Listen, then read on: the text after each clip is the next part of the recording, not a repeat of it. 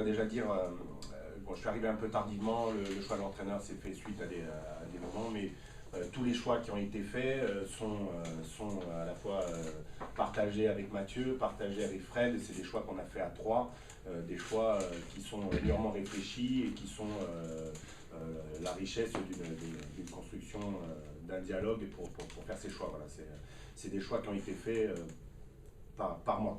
C'est déjà pour affirmer que ça n'avait pas été enclenché auparavant. Sur le poste de demi-mêlée, donc il y a des joueurs qui étaient déjà au club, les trois, puisqu'il y a Carole Reynaud qui a re-signé il n'y a pas très longtemps, donc jusqu'en 2018. Il y aura Johan Domenech avec lui et Hugo Escudé. Escuder. Voilà, qui est au centre de formation, en convention. Ensuite, sur le poste de demi-ouverture, on va être dans la continuité avec Adrien Lator, Philippe Eberkesi et Mathieu Guillaumeau, qui a fait ses premières armes il y a quelques temps à l'USC. Sur le poste de centre, donc c'est là où il y a un tout petit peu de changement. Alors, va rester Javia Poé, qui est au centre de formation, toujours, jusqu'en 2017. Tom Matthews, qui était déjà au club. Fabien Grammatico, et rentre au centre de formation et va participer avec l'équipe pro toute la saison. Louis Marou, qui vient de Provence Rugby, qui est un joueur qui était à Grenoble, qui a fait sa formation à Grenoble et qui est passé par Provence Rugby les 2 dernières saisons.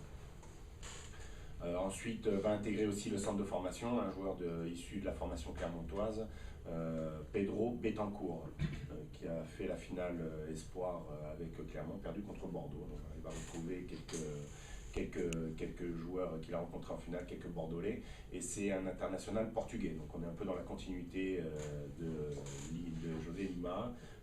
Voilà, on avait besoin d'avoir un portugais encore dans le groupe pour étoffer notre groupe. Pour une mesure fiscale.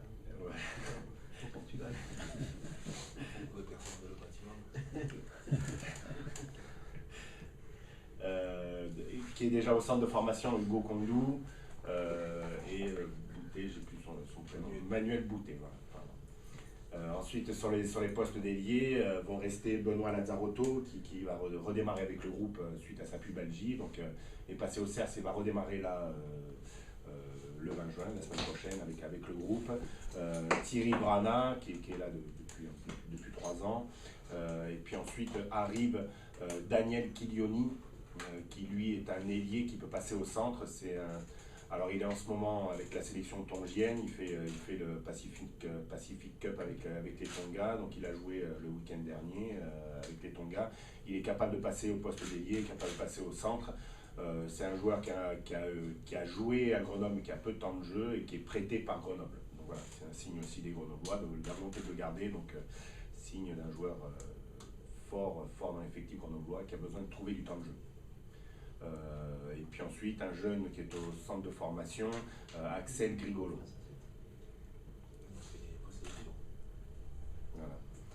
Sur le poste d'arrière, sera toujours présent Benjamin Caminati, qui a fait une grosse partie de la saison, qui depuis 3 ans joue beaucoup.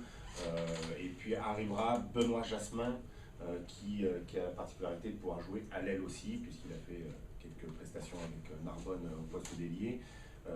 C'est un joueur extrêmement rapide qui a passé les tests avec l'équipe de France A7 il y a 15 jours, qui était pas loin de signer avec eux et qui a décidé de poursuivre une aventure à 15 et qui donc va venir étoffer son temps de jeu